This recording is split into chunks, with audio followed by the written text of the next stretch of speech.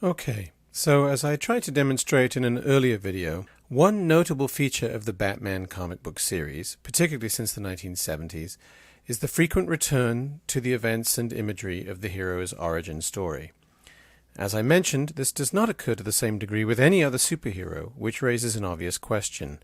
Why should this be? What is it about Batman that makes the character so origin-centered? After reading Freud's Beyond the Pleasure Principle, it might be tempting to locate an answer in the severity of the original trauma. As Freud notes in that challenging and wide-ranging text, certain kinds of traumatic experience seem to create what he calls a repetition compulsion in his patients. Freud speculates that these repetitions are more or less unconscious attempts to master the original trauma. The problem, of course, is that some experiences cannot really be mastered, only accepted.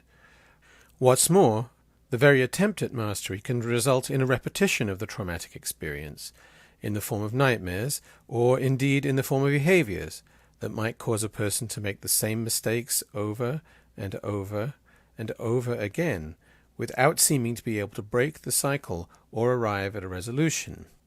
Among other examples, Freud speaks of the benefactor who is abandoned in anger after a time by each of his protégés, however much they may otherwise differ from one another, and who thus seems doomed to taste all the bitterness of ingratitude, or of the lover, each of whose love affairs passes through the same phases and reaches the same conclusion. Thus, if we follow Freud, we might conclude that Batman's origin repeats itself the most, simply because it is the most traumatic origin of any superhero in the pantheon, and trauma is the engine of compulsive repetition. Indeed, Batman's revenging crusade, from this perspective, might itself be read as a kind of denial, a refusal to accept that he can neither bring his parents back nor prevent all future crimes of this kind. His entire character is founded on a repression in some sense, the repression of his ultimate inability to change the past.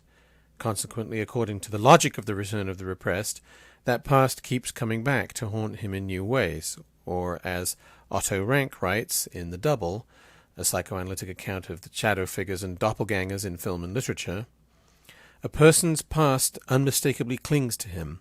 It becomes his fate as soon as he tries to get rid of it. Steve Englehart's 1974 story, The Night of the Stalker, conforms to Rank's analysis. Batman witnesses the trauma of his past repeated. This causes him to flash back to the original trauma, and then to realize that a version of his worst fear is unfolding before his eyes. It's happening again. He pursues the criminals with his usual implacable determination and punishes them all. However, one of these crooks is described in the script as just a kid. The artists here, I think, seem to have misunderstood the directions of the writer, because it's clear from the captions and dialogue that this criminal is meant to be depicted as a teenager who has fallen in with a bad crowd, and not a killer by nature, but he isn't really drawn that way. Here we see that he is unable to shoot the gun that he is pointing at the hero. Instead, when confronted by Batman's anger, he's reduced to tears. At this point, Batman seems to recognize himself in the victimized criminal, or perhaps, more disturbingly, he recognizes the criminal in himself. In either event, he has come full circle. Where he was once a child, weeping at the feet of a bringer of violence, he is now himself a bringer of violence, standing over a weeping child. Shocked, he turns away, goes home, and in a rare moment allows himself to feel the childhood pain that his entire Batman identity is designed to deny. In the final words of the story, he is that boy again. He has tried to get rid of his past, and it has become his fate. As stories like this make clear, Batman's origin is the place where the shadow first falls on the character in every sense. But it's also the place where he embraces the shadow, perhaps without fully realizing what the consequences will be. This is where the Jungian concept of the shadow crosses over explicitly with the perhaps still more uncanny concept of the double. As Batman famously says in the very first version of his origin story, "Criminals are a superstitious, cowardly lot, so my disguise must be able to strike terror into their hearts. I must be a creature of the night, black, terrible." Batman thus chooses a risky path when he adopts the way of the warrior hunter who, in Richard Slotkin's words, will fight the enemy on his own terms and in his own manner, becoming a reflection or double of his opponent. The decision to become a double of the forces of darkness seems to redouble that very darkness, because, again, from the beginning, Batman attracts a more vicious kind of criminal than the other superheroes of his generation. And to an almost uncanny degree, his most successful foes, the ones that have most frequently returned, tend to reflect some aspect of his own shadow shape back upon him. While they are not always literal doppelgangers, as on this cover, Batman's enemies often double him, shadow him, and reflect him in hideously distorted ways. For example, a villain like the Scarecrow obviously reflects Batman in his decision to use fear as a weapon. Equally common are villains of the Jekyll and Hyde split personality type. One of them, Arnold Wesker, the ventriloquist, is even more obviously a double for Batman. He develops a personality disorder when, as a child, he witnesses the death of his mother at the hands of a mobster. He then projects his rage and aggression through his companion, the ventriloquist's dummy, Scarface. Another enemy who holds up a distorted mirror to the hero is the Man-Bat. We probably don't need to really belabor the point that the Man-Bat is obviously a reflection or distorted double of Batman. But the most interesting of Batman's villain doubles in archetypal terms is Two-Face.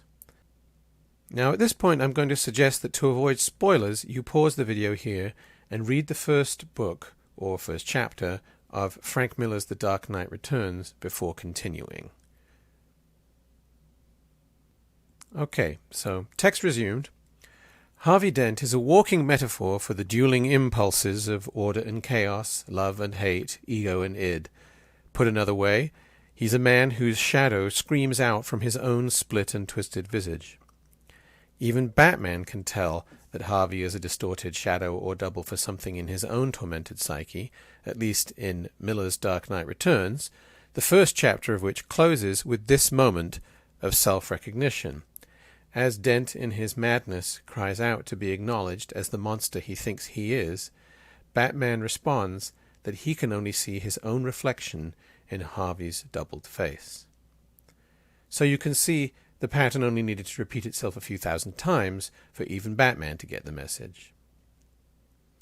And now again, I'm going to want to suggest that you stop here if you haven't read the first Catwoman and Joker stories included in the PDF of early Batman comics. You may well have done so already, of course, but if you haven't, please do stop and take a look at those now.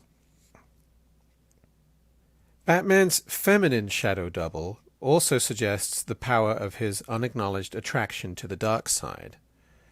Bruce Wayne has had 1,000 girlfriends, after all, but the only woman to really hold Batman's attention is Catwoman.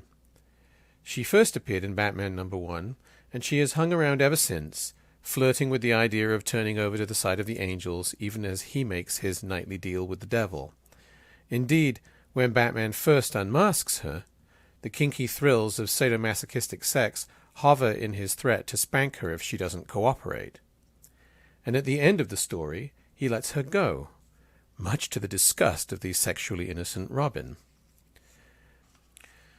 But of course, Batman's greatest shadow, the double he can never acknowledge kinship with, is the Joker.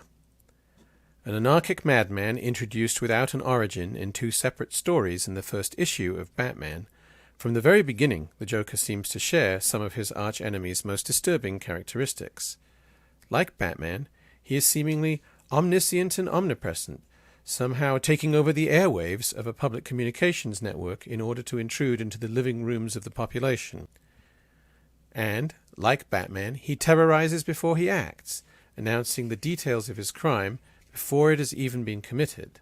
His preferred murder method also carries an uncanny double effect, as his victims' faces take on the hideous rictus grin of their killer. Thus, for the Joker, to bring death is also quite literally to create a shadow image of himself. And, like Batman, the Joker is a master of disguise, a master of escapes, and while he may have something of a death wish, he also apparently cannot be killed. The two characters instead seem bound together in a dance of death that never ends. I think one strength of Christopher Nolan and Heath Ledger's take on this legendary villain lies in their recognition of his status as Batman's shadow. Their playbook here, I think, is not Frank Miller's Dark Knight Returns, but rather the earliest appearances of the character that I asked you to read for this module, combined with Alan Moore and Brian Bolland's Killing Joke. Although I didn't require this text for this module, thinking you had enough to read already, I have made it available as an optional extra in PDF form for any of you that may be interested in reading it. This controversial but influential Batman tale is filled with shadows, doubles, and reflections, not just thematically, but at the visual level. What's more, in the final pages, the Joker insists over and over that although he and Batman are enemies, they are at some deep level the same. They are both men who responded in an extreme, indeed in an insane way, to the existential absurdity of a grotesquely unfair life. All it took, the Joker insists, was one bad day to drive them both crazy. This may be why the Joker remains Batman's most frightening villain, because he says out loud what Batman's other enemies only imply. You think you're fighting the good fight, Batman, but deep down, you're just like me. Now, lest I be misunderstood, I'm not saying that Batman is evil, although in recent years creators at DC seem to have spent a lot of energy pushing the Batman concept to the edge, or perhaps even over that line. I'm not even saying with the Joker that there's no real moral calculus that will allow us to distinguish Batman's actions from those of his enemy. But I am saying that the Batman character and mythos work together to undermine the binary oppositions of good and evil itself, as do all sophisticated shadow figures. At times, this can make Batman morally incoherent, but at other times, the character can expose our own moral limits, raising questions about, for example, the dangerous and seductive pleasure of self-righteousness. Thus, one reason the character is interesting is because he complicates and compromises the very genre that he also exemplifies. And one reason that this remarkable character has remained so compelling to so many of us for so many years is due to his archetypal status as perhaps the most successful and enduring Jungian shadow figure that popular culture has ever produced.